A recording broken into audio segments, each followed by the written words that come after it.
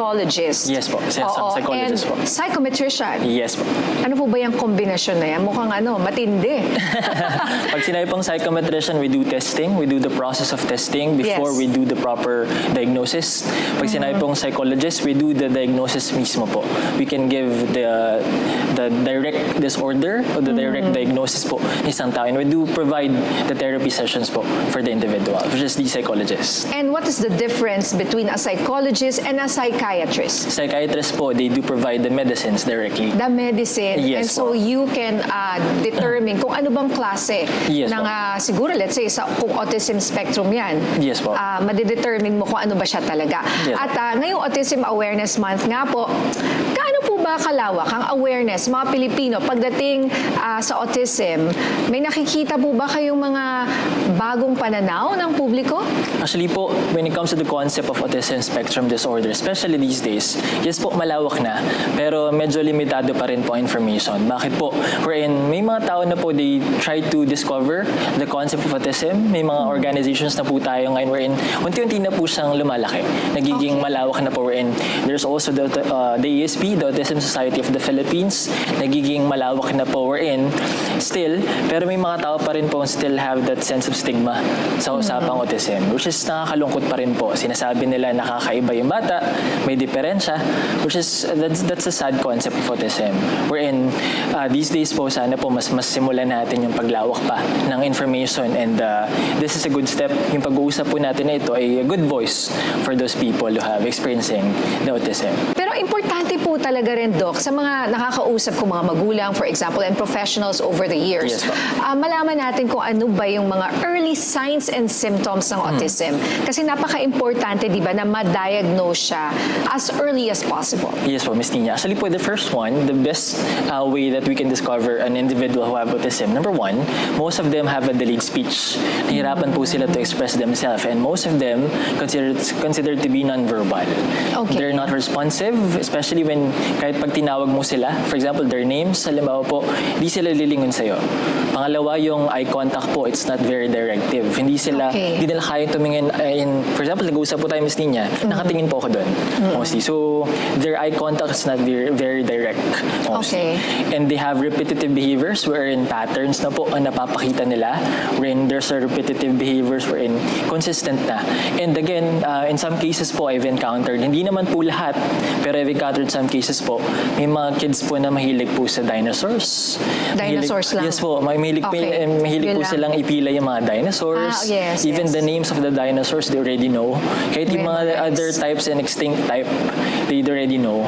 And mahilig po sila sa bilog, circles. Mahilig po sila sa bola, sa sasakyan, sa gulong. And mahilig po silang ipila yung mga gamit at laruan na yon. At kapag nasira po yun, there's a possibilities of disrupt behaviors. So may mga disturb na po sila, there's high frustrations na mangyayari. So there's a possibility po na yun po yung mga early signs na pwede natin makita. Minimally. And again, hindi naman po sa lahat, pero most of the cases po kasi these days, yun po ang kanilang napapansin. Although kasi, tama po kayo, wag natin lahatin dahil maraming bata mahilig sa dinosaurs, yes po, mahilig sa bola. It's a very common, those are very common toys, pero iba pag yung focus. Yes po. You can tell, I think, if you're a parent, baka may kakaiba, and you question yourself, bakit hindi lumilingon, or baka isipin, yung ibang nanay, baka kasi mahina yung pandinig. Yes po. May mga possibilities pa yun, Ms. Nina. Hindi naman lahat ay autism agad. Yes. Opo. Just to be fair po, hindi naman lahat ng tao or bata na non-responsive or delayed ay may autism. May iba na hindi nagsalita, tapos biglang nagsalita. Naging madadali po talaga agad, di ba? Afterwards. May ibang ganon. Pero maganda malaman pa rin para as early as possible, no? If you have questions, di ba? Yes po. Hindi ka sure. At least ma-determine mo na kung ano yung gagawin. Kasi paano ba nakaka-apekto, Doc, ang kakulangan sa, let's say, delay or yung delay sa diagnosis sa isang batang may autism? Actually po, Ms. Nina, kapag delayed po ang diagnosis, meaning delayed din po ang intervention, there's a possibility of a longer or a more severe effect. For example po, hindi po natin agad na agapan, especially before 10 years old, there's a possibility affected na po ang behaviors nila, lalo po ang kanilang communication, ang behaviors nila, especially the social skills will be affected. Kasi dahil po dun sa delayed diagnosis, dahil po sa delayed interventions, tumataas din po ang cases of bullying. Hindi na po kasi na-address, kala ng iba normal yung pagiging aggressive nila. For example, pagiging malikot, halimbawa po. So may tumataas po yung bullying experiences nila and violence, which is quite alarming. So maganda po na masimulan. Pero again, hindi po ibig sabihin na delayed po ang iyong intervention ay wala na pong pag-asa. Medyo crucial lang po or challenging ang magiging interventions natin. Oo, kasi mas set sa ways mo Yes siguro. po, may na-miss ka ng chances kumbaga po, opportunities po. So mas maganda na mas maaga po kung But pwede. how do you differentiate this sinasabi niyong klase ng behavior ng isang nasa autism spectrum dun sa ADHD? Madalas rin nating marinig yan. Ano nga bang ADHD? What does it stand for again? Attention deficit, di ba? Hyperactivity disorder. Yes. And the big differences po kanin, Ms. Nina, of ADHD and autism. Ang autism po is more on the focus.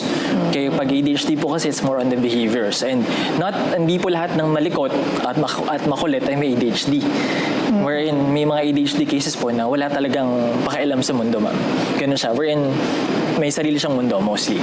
Ganun. So may maganon po. Kaya po may attention deficit / hyperactivity disorder. Kaya po nade-differentiate siya. Kaya pag nag-diagnose po tayo, attention deficit or hyperactivity. Or minsan, combined po siya. Pwedeng combination. Pwedeng combination But po. it's not autism.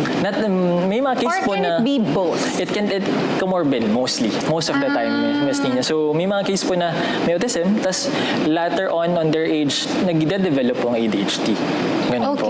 So minsan nag-iiba po siyang form, nag-iiba siya ng anyo. So more on a development later on. I mean, nagde-develop po siya on later age, parang ganun. Okay. So ano po ba, Doc, yung mga karaniwang maling paniniwala or myths tungkol sa autism na gusto nating linawin ngayon? Actually po, Ms. Nina, the number one, tinatawag po silang baliw.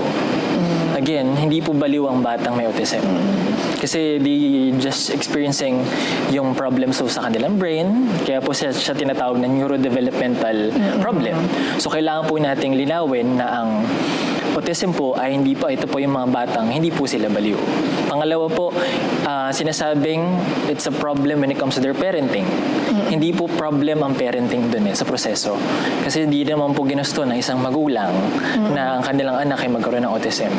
It's more on, siyempre po, developmental po siya, neurodevelopmental. So we cannot blame the parents, sa pagpapalaki mo yan. So it's not the problem. Kasalanan mo, Kasalanan diba? mo yan. So yung parent baka maging guilty pa siya. Yes po. Oo, at sumama ang loob. At, di ba? Masakit po yun sa magulang, Ms. Nina. Wherein possible, ma-depress pa sila, the anxiousness, it might increase. Kaya po dapat, hindi natin sisihin ng mga parents. And then, In fact, the opposite. They need your support. yes po, actually po. Actually, and then, the third one po, ang autism po, we need to understand them, especially, spectrum po siya, iba-iba. Kaya po, tineterm niya ang neurodiversity. Iba-iba po ang behaviors, iba-iba po ang classification. May mga cases po of dyslexia na rin po these days, yung moving yung mga letters, for example, hindi nila maintindihan. Hindi sila makabasa, balik-baliktad, Opo, diba? gumagalaw yung mga letters, even number 1, nagiging 7. May mga cases po na possible in a root way back then to their genetics, possible, mga It can ganun be po. namamana. Namamana po, or there's a possibility of exposures din po, maybe on medias, like through the iPads, mga ganyan po. So we cannot directly, wala po kasi siyang direct na, halimbawa, typical na lagnat, Miss Nina, di ba? Naambunan ka, magkakalagnat ka. Parang ganon. Unlike dyslexia, we cannot really directly sure what's the main cause. Parang ganon po. Minsan scattered Can po you correct it? How do you correct that? Kasi imagine you can't read, no? I mean, hindi mo ma-process yung words. Yes po. Minsan po kasi kaya po may mga treatment na rin po ngayon directly, lalo po, meron pong behavioral therapy can be one of the best therapy then that. Even may treatment pong tinatawag ngayon tayo na ABA or ABA therapy, the Applied Behavioral Analysis type of Okay. therapy, more deeper type of treatment po na pwedeng mabigay for those may autism. Do you give that also? Yes po. As Yes po. Yes po. Pwede rin po namin bigyan. So even may mga hubs na po are treatment okay. centers din po ngayon na ang focus nila ay to provide the direct therapy. Ganun Okay. po. Yes po. Well, now we go to the roles ng pamilya. Ano po ang pinakamahalagang role ng pamilya sa development at support system ng isang taong may autism? Actually po, the main role of the family is, siyempre po, support system. Importante po rin kasi the awareness of the family can be the best thing. And second one po is the emotional security. Kailangan po natin ma-secure din siyempre po yung bata emotionally. And I think safety po. Kasi po, kung titignan po natin, Miss Nina, may mga cases po of violence and bullying sa mga bata na may autism. And most of them are undiagnosed. Hindi pa aglala, So hindi pa alam. parang nabubuli lang sila pero yung pala meron naman sila talagang condition. There's a Yes po. reason why they're like that.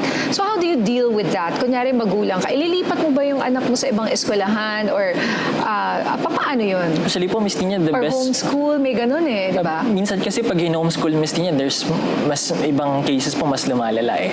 Pag Parang na-homeschool. na-isolate sila mostly eh. So Oo. maganda po na the first step that you can do, magpa-check mo muna. Let's Okay. try to check and maybe risk po. Yung masakit po sa magulang na tanggapin na may autism po ang kanilang anak. Pero it's also a good thing na masimulan po kasi if tatagal pa po at magkakaroon ng delayed diagnosis, yung critical development po ng bata might be affected. So, And we've seen people na nagtatrabaho. You know, they actually are employed yes po. na nasa autism spectrum. So it's not like, you know, not for everyone though, but there are cases wherein they can live a normal life. Yes po. Just like you and me, right? yes po. So siguro bilang panghuli, ano po ang mensahe ninyo sa publiko po para mas mapalalim pa ang kanilang pag-unawa at pagtanggap sa mga taong may autism? Thank you po, Ms. Nina. Sa ating pong mga audiences, yung autism po ay kailangan po natin siyang unawain, lalo po especially these days. We need to consider the concept that empathy over judgment, inclusion over isolation, and understanding over labeling.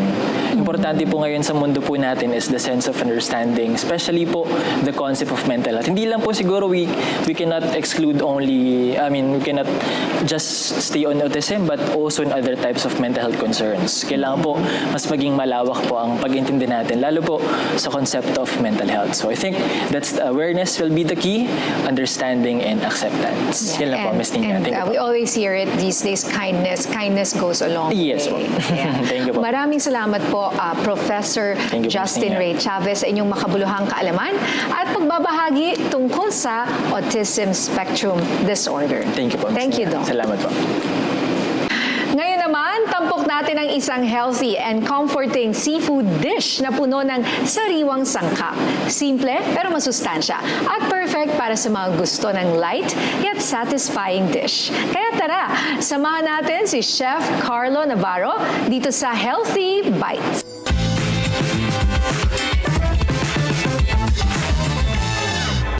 Thank you, Nina. Magandang umaga sa inyong lahat. I'm Chef Carlo at ngayon magluluto at gagawa tayo ng easy, healthy recipe na swak for the whole family. At ito ay tinatawag na tulang seafoods. Tara, simulan na natin. Maglalagay po tayo ng mantika. Painitin po saglit. At lalagyan natin ng kamatis, sibuyas at luya at konting tubig.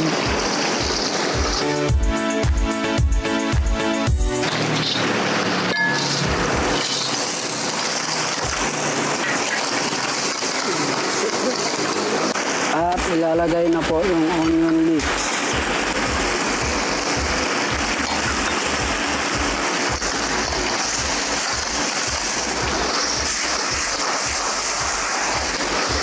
At lalagyan na po siya ng tubig.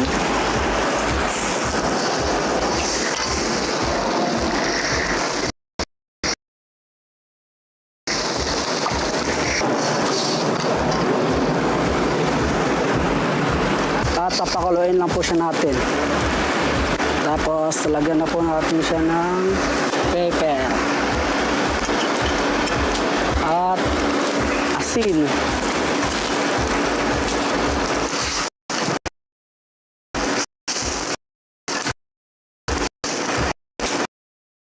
Tsaka gayo. Lalagay po na natin. Ilalagay na po natin yung pampano.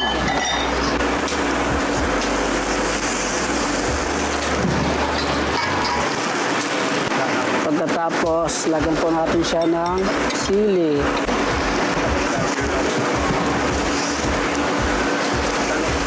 Then, antayin na lang po natin siya kumulo at okay na po siya. At hanguin na po natin siya.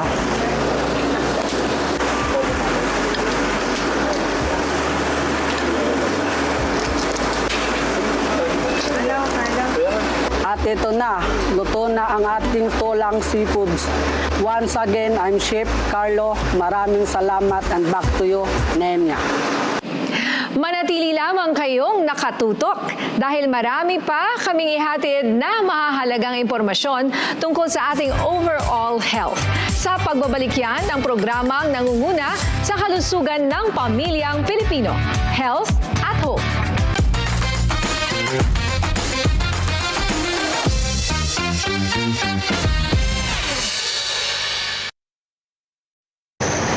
Sa loob ng maraming taon, libu-libong pamilyang Pilipino ang walang maayos na tirahan. Hirap makakuha ng pabahay. Kung meron man, hindi angkop sa disenteng pamumuhay. Iisa ang pangarap ng bawat pamilya, ang magkaroon ng sariling tahanan. Ang mga pangarap nyo, ang pangarap din ng Pangulo. Kaya agad inilunsad ni Pangulong Ferdinand Marcos Jr. ang pambansang pabahay para sa Pilipino Program o 4PH. Hindi lang para magtayo ng mga bahay, kundi para ibalik ang pag-asa at dignidad ng bawat pamilyang Pilipino.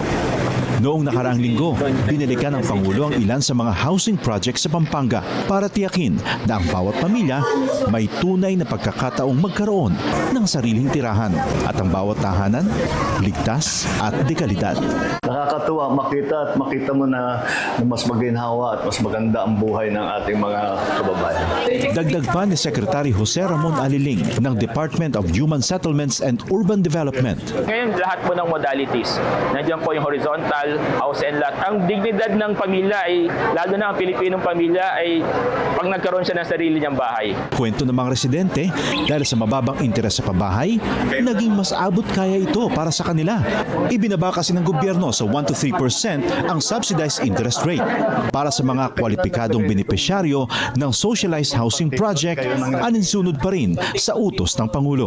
Yung mga kulang na bahay ay kagawa natin ng paraan upang lahat ng nangangailangan ng pabahay ay gagawin natin.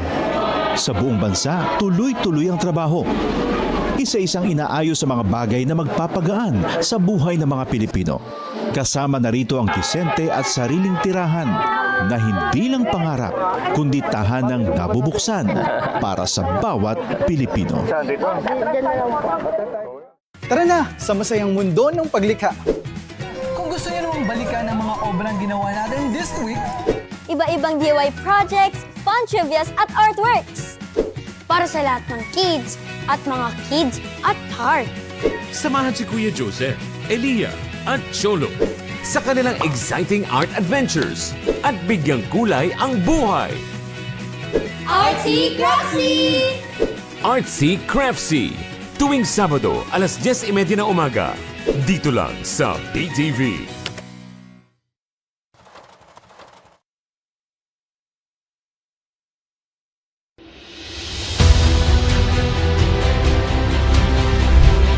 Stay up to date on His Excellency President Ferdinand Marcos Jr.'s actions and initiatives this week as he leads the country in nation building.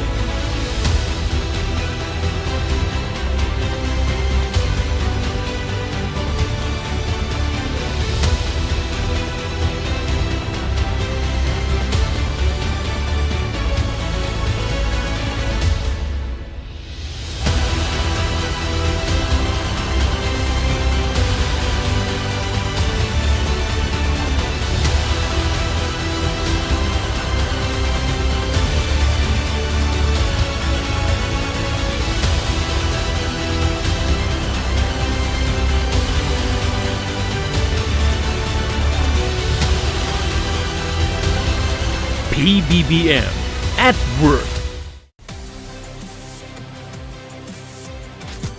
Mabuhay Luzon, Visayas, Mindanao, Mega Manila at World. Samahan ninyo kami sa susunod na isang oras dito sa inyong alternatibong newscast sa hapon. Hindi mapagkakaila at kahit sino tanungin mo sa sports industry ang contribution ng PTV sa sports sa Pilipinas. 20 years of the original home of sports. PTV Sports.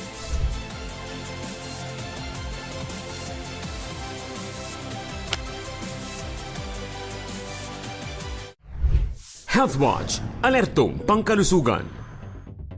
Maging ligtas mula sa haze. Ang haze ay isang uri ng polusyon sa hangin.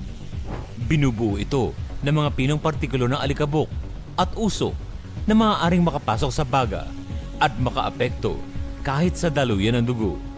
Ito ay maaaring magdulot ng hirap sa paghinga, pag-ubo, pangangati ng ilong, pagsikip ng dibdib, pagluluha ng mata, at paglala ng mga respiratory disease.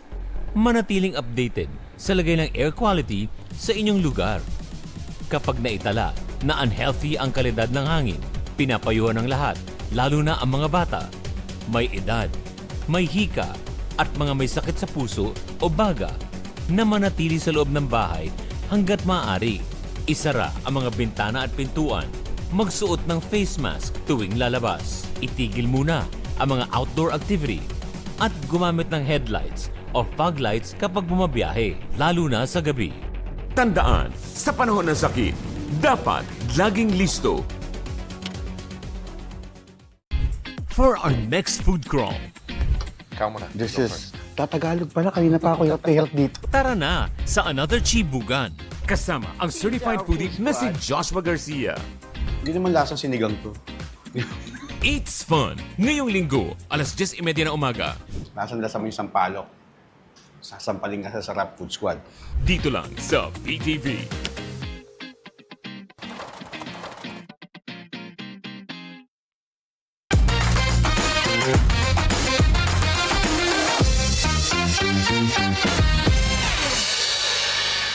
Sa tamang galaw at teknik, ipapakita ng ating guest fitness coach ang mga effective exercise na makakatulong para sa mas matibay, toned at healthy na pangangatawan na pwedeng gawin kahit saan. Kaya simulan na natin yan dito lang sa Fit Zone.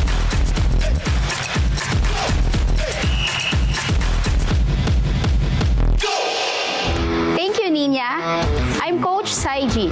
Today, papakita ko sa inyo ang 5 glute workout na magagawa ninyo sa inyong mga bahay. First, sumo squats. So, from this position, wide tayo ng stance. 1, 2, 3. Hands in the front. Then, maglo-lower down tayo. Like this one.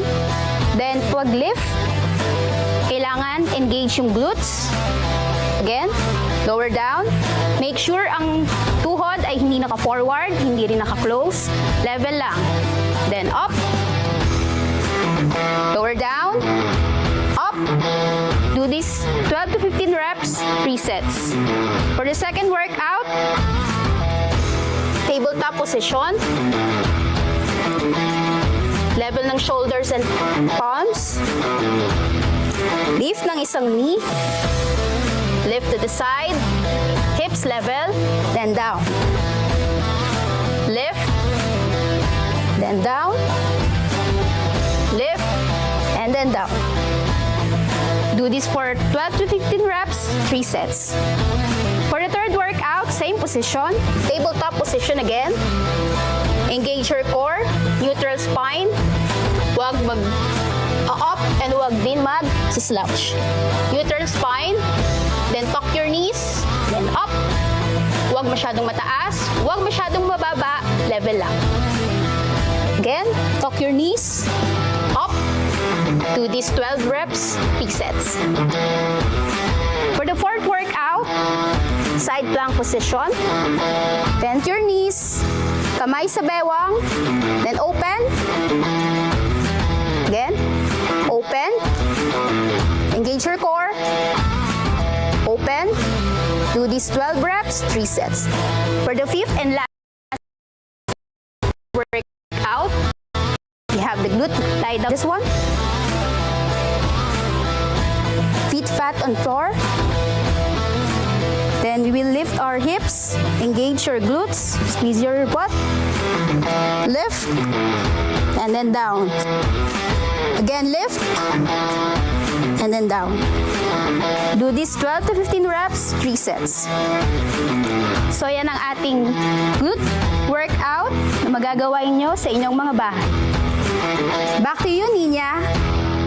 Sa patuloy na pagsusulong ng kamalayan at inklusibong lipunan para sa mga individual na may autism, ating tatalakayin ang isang makabuluhang advocacy event na Angels Walk for Autism 2026. Upang bigyan tayo ng mas malinaw na pag-unawa sa kahalagahan ng programang ito, makakasama natin ang co-founder ng Autism Society of the Philippines na si Ms. Cecil Sikam. Magandang umaga po, ma'am, and welcome sa Health at Home. Magandang umaga at salamat sa pagkakataon na maisulong itong aming advokasya. Oo nga po, simulan na natin. Pero ma'am, para sa mga hindi tunin at advokasya ng Autism Society of the Philippines, at paano ito nagsimula? 1989, no? Ito yung 37 years ago, 11 mothers got together. At nakita nga rin harap, no? At mula noon, sinusulong namin na ang tamang awareness ng publiko tungkol sa autism. Ine-empower namin ang mga pamilya para sila ay makapagbigay ng wastong pag-aaruga sa kanilang mga anak sa bahay at isinusulong namin ang mga programa, polisiya at serbisyo para sa mga taong may autism. Ayan, and 37 years later, we're still here. You're still here, no? At now you are celebrating Autism Awareness Month. Yes, and so ano po ang nakikita ninyong mga challenges kahit sa mga panahon ngayon? At gaano ka-importante na kailangan pa rin talaga ng mas maraming awareness kahit na dekada na simula nang kayo ay maitatag? Unang-una, no, nakita natin worldwide yung lawak at dami ng mga persons on the spectrum na nadadiagnose. So talagang kung dati may 1 in 10,000 ngayon ay 1 in 39, no? So ang dami na talagang mga persons on the spectrum na kailangan talaga ng serbisyo at katulad nung nasabi kanina ni Doc, iba-iba ho sila. So kailangan individualized din yung mga interventions para sa kanila. Pangalawa, dahil nga sa dami nila, kailangan talaga ang serbisyo, ang mga programa ay ganun din na mas lalawak, mas dadami at ang mga polisiya ukol sa pagtrato tungkol sa mga taong may yung tinatawag na hidden disabilities ay dapat talagang mailapat at ma-implement. At ngayon, dahil nga dyan, pag-usapan natin itong inyong event na Angels Walk for Autism 2026. Ano po ang maaasahan natin dito?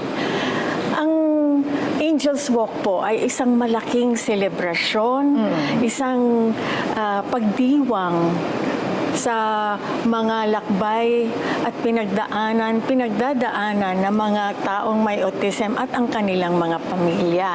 So, dito sa maikling programa, bago mag-Angels, yung walk mismo, maririnig natin ang mga boses ng mga taong may autism, kung ano yung kanilang mga saloobin, ano yung kanilang mga pangarap.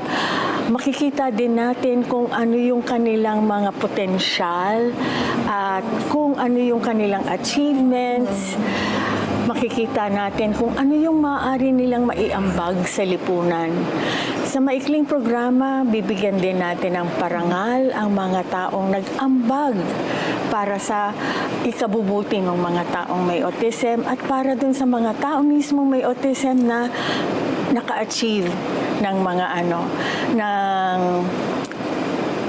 yung kumbaga na pangababawan nila yung mga challenges nila sa buhay. Ayan, and marami pong mga very positive stories no, na maaari nang ma-share sa event na yan.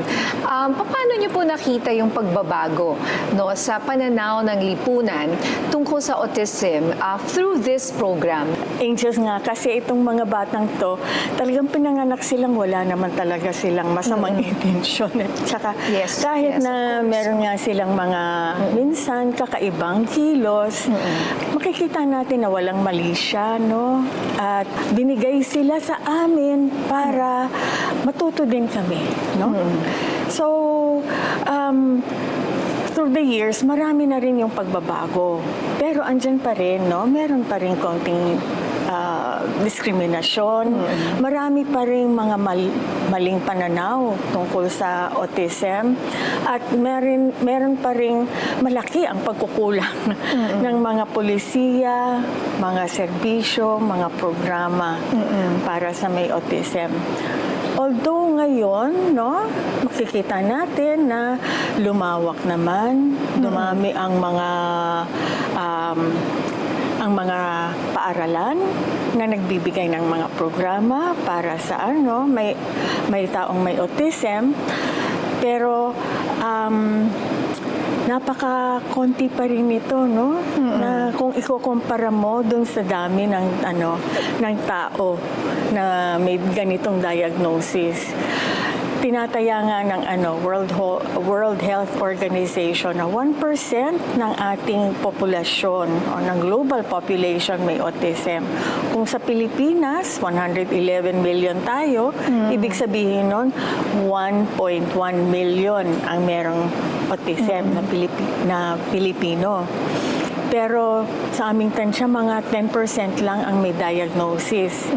And dun sa 10% na yon, siguro mga 5% lang ang nakakatanggap ng tamang interventions at saka yung nabibigyan ng tamang edukasyon, nabibigyan ng pagkakataon na maghanap buhay at makasalimuha ng lipunan. Ayan. So at least po pag nag-attend sila, at least if they have time, kasi hindi lang sa isang lugar itong Angels walk sa mga people on the spectrum and their families and friends. Ilan po ba ang ina-expect natin sa event na ito at saan-saan po ba gaganapin? May 11 na cities all over the Philippines.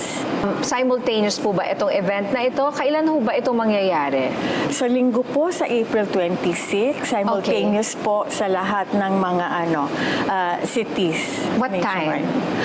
Iba-iba ho ang oras, no? Sa MOA, magsisimula po ito ng 7 o'clock ng umaga. So do you need tickets to go inside or to register? Libre po ang ang ticket dito. Mag-register lang po sila sa Eventbrite, yung Bit.ly, Autism Walk 2026. Yun lang po ang kailangan nilang at tickets. At anong oras po dapat nandun? Ang gates magsisimulang bumukas ng 6 o'clock. Pero ang program itself is at 8 o'clock. Magsisimula ng 8 o'clock. Ang walk, mga 10 o'clock po magsisimula. At para po sa mga gustong makilahok kunyari sa iba niyong mga programa or gusto nila ng tumulong or sila ang hihingi ng tulong doon sa inyong advocacy dyan sa Autism Society Philippines, paano po sila makikipag-connect sa inyo?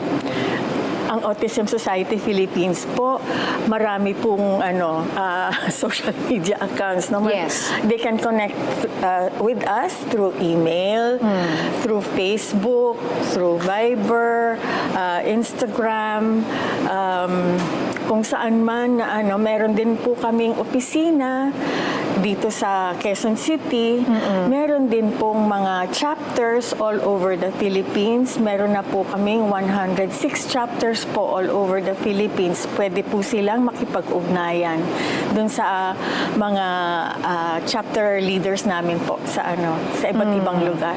And usually sa Facebook yan, no, Miss Cecil, so Autism Society Philippines, Opo. ASP. Opo. And yan po ang logo yung nasa suot ninyo. Dapat makita kasi mahirap na may mga fake accounts. Ay, opo. Oo, so kailangan na, makikita nyo naman pag maraming followers, maraming interaction, so dun po kayo pumunta.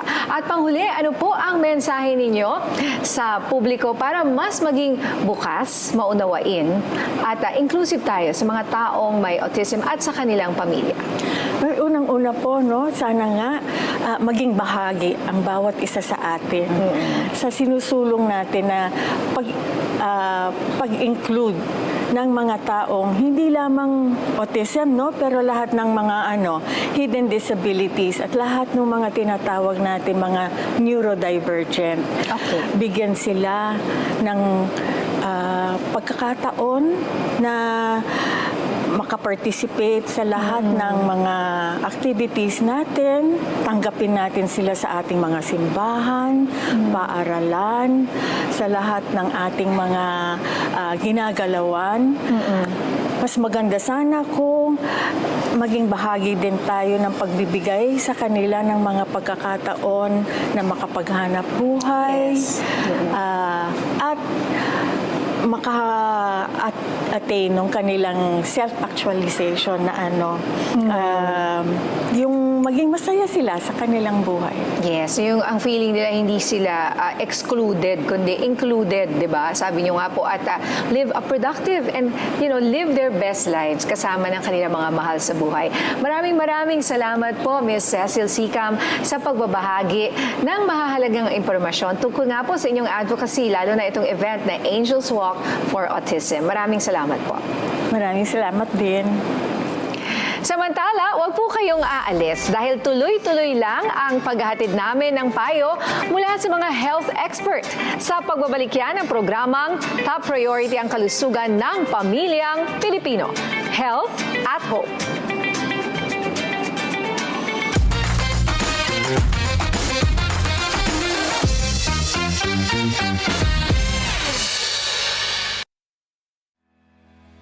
GadWatch. Safe Spaces Act.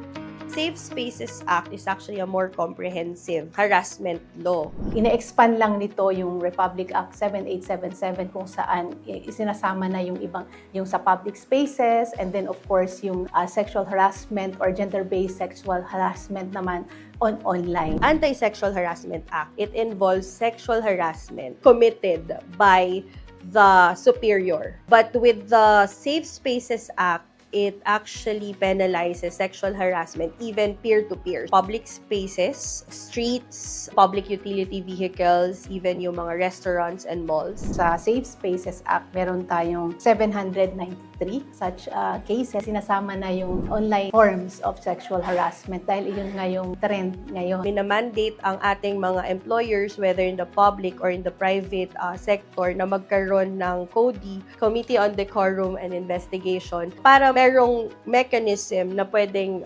mareportan. Ang mga MMDAs and local traffic enforcers are trained to assist victims of the Safe Spaces Act. We have our 24/7 Aling Police Helpline sa Facebook page namin, or they can already go directly po sa pinakamalapit or yung sa may area of jurisdiction sa kanila sa police station. GadWatch.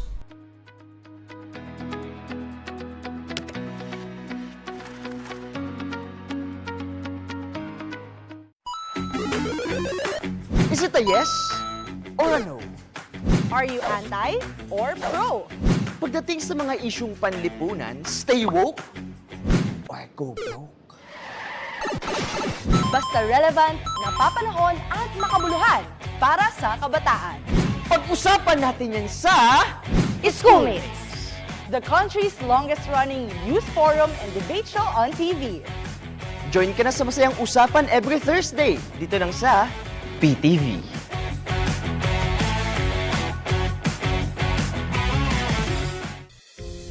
Webwatch. Sa panahong laganap ang fake news, dapat laging listo.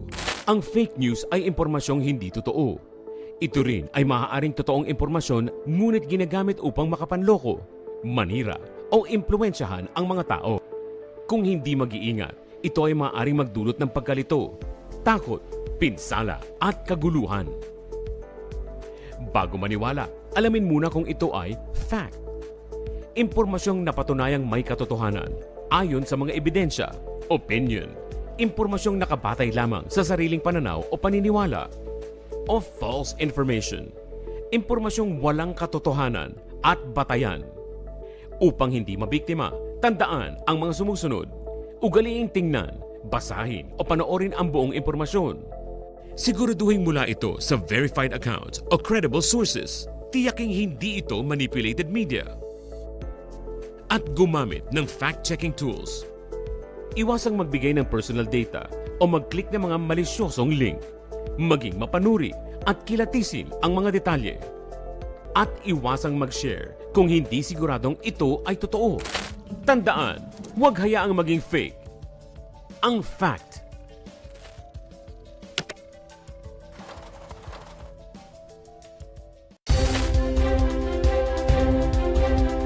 Narito na ang inyong mga tagapagbalita. Pagsapit ng tanghalian. Trixie Jafar Chu, Jules Giyang, at Angelique Lasso. Tuwing tanghali, dito ang sentro ng kaganapan. Sentro Balita, 1:00 ng hapon, mula Lunes hanggang Biyernes. Dito lang sa inyong People's Television. Webwatch. Sa panahong laganap ang fake news, dapat laging listo. Mag-ingat sa kumakalat na AI-generated content. Ang generative AI ay isang klase ng artificial intelligence na may kakayahang lumikha ng iba't ibang content mula sa prompt ng isang user. Ilan sa mga halimbawa nito ay ang images, videos, Pati na rin ang boses. Karaniwang ginagamit ito upang mapabilis ang gawain, gawing libangan, o makapanloko ng tao. Masasabing ito ay AI-generated content kapag hindi natural ang detalye o galaw ng katawan. Gaya ng sobrang daliri sa kamay. Makintab o makinis ang balat ng tao o hayop. Upang hindi mabiktima, tiyaking totoo ang content sa pamamagitan ng pagkilatis ng mga detalye. Paggamit ng reverse image search. At pag-verify ng impormasyon mula sa mapagkakatiwalaang sources. Tandaan, huwag gawing fake ang fact.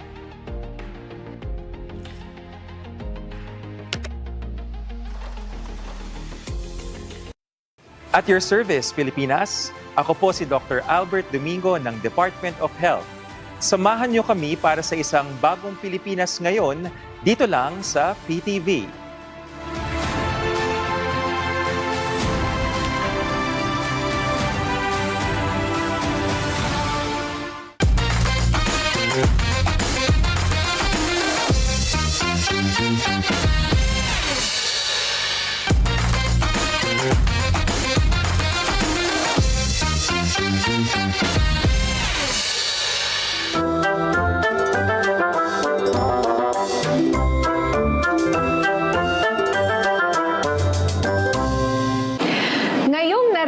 Natin ang mas matinding init ng panahon na maaaring makaapekto sa kalusugan at kaligtasan ng ating mga alagang hayop, mahalagang pag-usapan ang responsableng pet ownership at para gabayan tayo sa tamang pag-aalaga sa ating mga fur babies ngayong summer, makakasama natin ang veterinarian na si Dr. Zara Rosuelo. Magandang umaga, Doc. Welcome back, Doc Z. Yes, good morning, Ma'am Nina. Okay. Summer na. I know summer na summer na. Napakainit. At yun na nga, Doc, no? Ano ba ang mga pinaka-karaniwang health issues na nararanasan ng ating mga alagang aso at pusa? So, syempre, unlike us humans, no, very limited lang kasi yung para outlet or ways ng ating pets, dogs and cats, no, to cool down or cool off ngayong tag-init, no. So, number one, syempre, heat exhaustion, yung heat stress, and na-discuss na rin natin previously yung heat stroke, diba? On top of that, syempre, minsan, yung mga may-ari, the pet owners themselves, they love to travel during summer season, diba? So, sometimes they bring the pets sa beach. Yes. O kaya... Marami tayong nakikita. Yes, mga dogs sa beach. Beach, or sa swimming pool, sa mga outing, diba? Okay. Yeah. So, yun yung mga pinagsisimulan ng problema ng ating dogs. Or hiking, or camping, diba? Kasi mas maraming oras yung mga may-ari na mag-outdoor activities, lalo na ngayong tag-araw. Ayan. At yun nga, Dok, paano ba natin malalaman kung habang ginagawa natin itong mga activities na ito, kung baka naiinitan o nadidehydrate na pala ang ating mga pets? So, definitely, ma-check nila yan doon sa physical disposition ng animal. Diba? Kapag napansin na nila na masyadong nagpapant na yung animal, o kaya masyado ng dry yung saliva, o kaya tuyo yung kanyang nose, yung mouth, ano pa, yung skin very dry or yung skin tenting na tinatawag, hindi siya kaagad bumababa kapag pinull up ng kaunti yung balat. So those are signs ng dehydration. Or sometimes sa mata, kapag sunken yung eyeballs ng ating mga pets. Nako. Ngayon nga, Doc, maraming mga fur parents ang mahilig maglakad, sabi nyo, maglaro sa labas kasama ang kanilang pets. Ano po ba yung tamang oras at paraan para gawin ang mga ganitong klase ng activity, lalo na kapag mainit ang panahon? So definitely, lagi ko sinasabi, wag naman na later than 7 in the morning yung walking or yung mga exercise, lalo na yung strenuous activities, no? Tapos, later in the afternoon naman, siguro they can start 5 p.m. onwards. Mas humupa na yung init talaga. Kasi not unlike before, yung 8, 9 in the morning, sobrang init na. Yeah, oo. So, even for our pets, ganun din. Yes, definitely. At saka kasi, syempre tayo, we can wear our shoes, di ba? Yung mga protection natin. But not all dogs can wear those, di ba? Parang hindi sila comfortable. So, we have to protect the paws ng ating pets.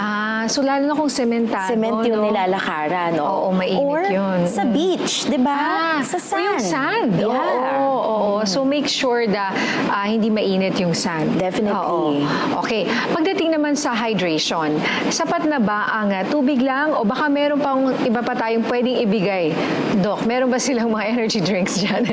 Pwede rin ba yan? Meron silang, may mga nag-exist sa market na yung with electrolytes. Electrolytes, diba? yes. Pero syempre, in moderation. Kasi best pa din is always na number one na nutrition that we can provide to them is water. Talaga.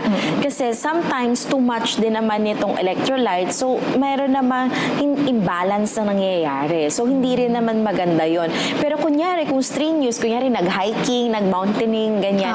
So, they can provide electrolytes doon sa kanilang pets. Pero kung normal day lang? Yeah. So, water talaga. Kapag mainit, mas mabilis na lumamig, na parang mag-cool down yung mga water na pinoprovide natin, lalo na kung gusto nila ng malamig. So, make sure na i-replenish yung kanilang water boot and provide more than one para may access talaga sila. So, yung water po ba, kailangan malamig din? Yung galing sa ref, ganun rin ba? May ice? Pwede. Kasi diba para mag-cool down yung ating mga pets. So, okay lang naman yun. Safe naman na bigyan nila ng ice. O kaya, sometimes I ask my clients na pwede nilang i-infuse din yung water. Wow, may lemon, gano'n. Pwedeng may lemon, pwedeng may cucumber, pwedeng may Yes. apple, kasi it will anything that will encourage them to drink. Okay. Pero definitely kapag ganito na mainit ang panahon, they pant more, they lose more fluids. So talagang i-increase yung water intake ng ating pets. Pero pwede rin bang ma-increase sa diet nila? Pwede ba yung fruits and vegetables? Yung parang healthy eating? Yes, they can like also fruits take, ba? Oo. Yes, they can take bananas. Pero syempre yung ating mga pets na may mga food allergies. So yun yung iiwasan natin kasi there are some dogs na allergic pala sa watermelon. Okay, Doc, ano po ang masasabi ninyo doon sa grooming o pagpapagupit ng balahibo ng pets, di ba? Tuwing summer, maraming gumagawa niyan. Nakakatulong ba talaga ito? O meron din itong mga risks? So definitely, nakakatulong din. Kasi di ba para sila naka-fur jacket kapag summer, tapos mahahaba. Lalo na the long-haired ones, no?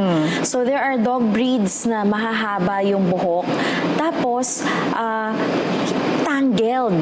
So sometimes may matted hair, di ba? So kapag hindi regularly nababrush, kung hindi everyday na nababrush itong buhok na to, so talagang mas nagtatrap sila ng heat and moisture doon sa skin. And it increases yung humidity doon sa skin ng animal. And mas mainit yon para sa kanila. So it's really best na, kaya meron tayong tinatawag, di ba, sa grooming yung summer cut. Okay. Diba? So they can opt for that. Siguro half inch or 1 inch, medyo matrim doon sa hair ng kanilang pets. And syempre the bathing, di ba? Okay. It gives them parang a form of relief na preskohan sila. Oo, pero yung everyday pwedeng paliguan or wag naman? Hindi naman everyday kasi they have to have yung oil, natural oil, di ba? Kasi yun yung protection nila. Pero siguro mas i-recommend natin na i-increase natin ng 2 to 3 times a week, lalo na ngayong very, very hot. Yes. And make sure din, kunyari, kung galing sila sa beach, syempre nagkaroon ng contact sa sand, i-rinse off nila yon sa animals, di ba? Or galing sa pool, tapos chlorinated yung pool. So they have to rinse off those chemicals as well doon sa body ng kanilang animals. At sa loob ng bahay, Dok, paano natin masisiguro na komportable at presko ang environment ng ating pets? So, syempre, kung ano yung presko sa atin, maaaring ganun din yung maramdaman nila kasi nga mas mataas pa yung normal body temperature nitong mga animals na to. So, we always have to make sure na well-ventilated and may ample na air outlets doon sa bahay, di ba? Maganda yung circulation ng air, tapos hindi siya trapped yung air, hindi humid, at lagi nating minimension no, huwag nating iiwanan yung ating mga pets sa loob ng sasakyan. Ay, nako. Oo, sa loob ng bahay, na sarado lahat yung mga bintana at mga pinto. At higit sa lahat, bibigyan natin sila ng shade kapag outdoor. Kasi 'di ba hindi naman lahat indoor eh. So ipwesto natin sila doon sa part ng house na meron silang access sa shade or pwede silang mag-hide kapag may direct sunlight. Oo, dapat aware yung mga owners. Kaya baka makalimutan nila, nasisikatan na pala yung ng araw, yung kanilang mga pets. Dok, ano ba yung mga karaniwang pagkakamali ng pet owners tuwing summer? Baka meron silang dapat baguhin or iwasan na dati nilang ginagawa. Siguro ang lagi ko napapansin, lalo na yung mga nagta-travel. Okay. Diba sometimes they roll down the windows of their cars. Nakikita ko yun. Yeah. Tapos diba, they let the dog peek outside. Diba? Okay. Sometimes even sa expressway na mabilis yung sasakyan. So ano yun? Mali ba yun? Yeah, it's not good because one, dust and dirt, diba, can be trapped doon sa mata or face ng kanilang dogs. Although parang ano siya, parang kasi ang ganda. Yeah, parang sinik siya mo, na. preskong-presko diba? Oo, diba? Tapos yung hangin nandun sa mukha ng kanilang aso, ganyan. But sometimes it can cause irritation doon sa mata ng kanilang pets. So pwedeng mapuwing or something at di matanggal. Yes, or sa tao, diba? Hindi natin nilalabas yung ating kamay sa sasakyan kapag umaandar. So, syempre, yung ulo din nila, mamaya may dumaan na sasakyan, may mag-overtake, may motorcycle. So, accidents yan na pwede nating i-prevent. So, ano pa, kunyari naman, nandun na tayo sa medyo liblib na lugar na madaming mga puno, diba? The branches of the trees, diba? Pwedeng tamaan yung face ng ating mga dogs, diba? So, ano pa, yung pagsasakay ng pets doon sa likod ng mga pick-up cars. Diba? Kasi, kung nagta-travel ka, yung exposure na matagal sa sun, diba? Especially if the dogs have white fur or coat, nagsa-sunburn din sila. Pwede bang i-sunblock? Meron ba? So, may mga pet na spray or something?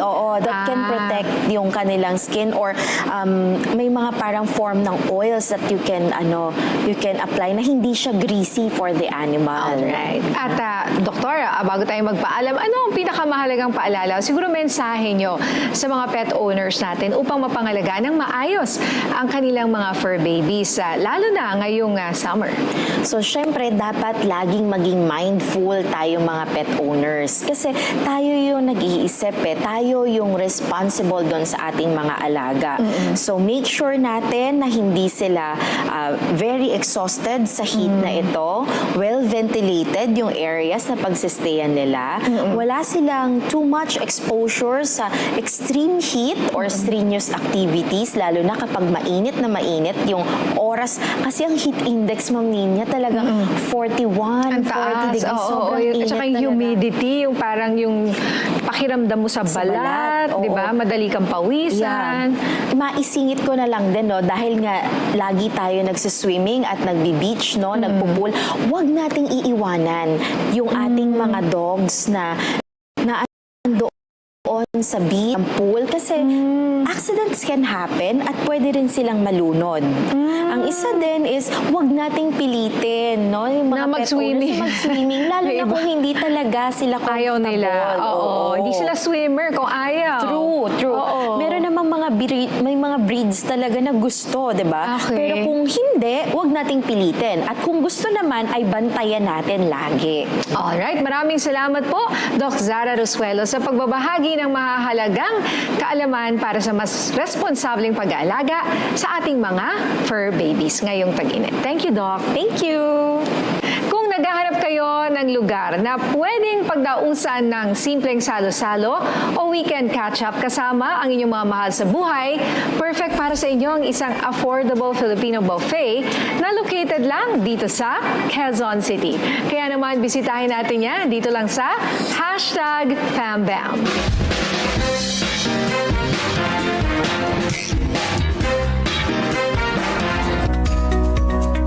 Weekend na naman. Ito na ang perfect time to unwind at kumain ng masarap. Kaya ngayon, dadalhin namin kayo sa isang food spot dito sa Quezon City. Isang restaurant na naghahain ng classic Pinoy dish na affordable ang price. Dahil mahilig kaming kumain ng mga eat-all-you-can buffet sa Pampanga, doon kami nagka-idea na bakit hindi natin dalhin yung buffet affordable buffet na ganito sa Manila. Nakakita kami ng place which is homey, tapos old house. Then dito kami na parang sige, pwede dito yung eat-all-you-can buffet na Filipino pero affordable lang. Pagpasok mo pa lang dito, ramdam mo na agad ang warmth at inviting ambiance ng isang tunay na Filipino dining experience. Ang experience na gusto kong maranasan nila is matikman nilang lahat ang Filipino food natin at very affordable price. At gusto kong ma-experience nila na ang buffet hindi ganun kamahal. For only 399 pesos, matitikman mo na ang iba't ibang authentic Filipino dish mula sa OG favorites na chicken adobo, laing at Bicol Express, hanggang sa iba pang food choices na talagang mapapaalala ng mayamang kultura ng lutong Pinoy. Hindi ka talaga mauubusan ng pagpipilian, lalong hindi ka mauubusan ng rason para bumalik dito. Mapapansin mo kasi most of the buffet kasi is American Korean dishes, Japanese dishes, pero asan yung Filipino? So at least maramdaman din nila na pwede nilang matikman lahat ng mga Filipino foods sa isang pagpunta lang nila dito. Perfect din ang food spot na ito for family gatherings, birthday celebrations at kahit anong special occasion. Usually, yung mga birthday, lalo na may mga birthday promo kami. Tapos, meron din kami mga big groups na kapag minimum of 20 packs, free use of room, good for 2 hours. Mapapansin mo, marami kaming rooms. Minimum of 20 packs, may minimum of 40 packs. And we have also second floor that we can cater up to 150 packs. Any occasion is welcome here in Ira's Restaurant. So, ano pang hinihintay nyo mga ka-fam-bam? Isama nyo na sa inyong food trip list ang Eat All You Can Filipino Buffet Restaurant na ito. Perfect for your Pinoy dish cravings at syempre, pang #FamBam moments. At dito na po nagtatapos ang ating makabuluhang talakayan ngayong umaga. Sana may napulot kayong mahalagang impormasyon at inspirasyon para mas mapangalagaan ang ating kalusugan sa araw-araw. Patuloy po nating tandaan na ang kalusugan ay ang ating kayamanan. Kaya simulan natin ito sa tamang kaalaman at disiplina. Ako po si Nina Corpuz Rodriguez, isang wifey at mommy, ang inyong kaagapay sa mga napapanahong isyong pangkalusugan. At ito ang Health at Home.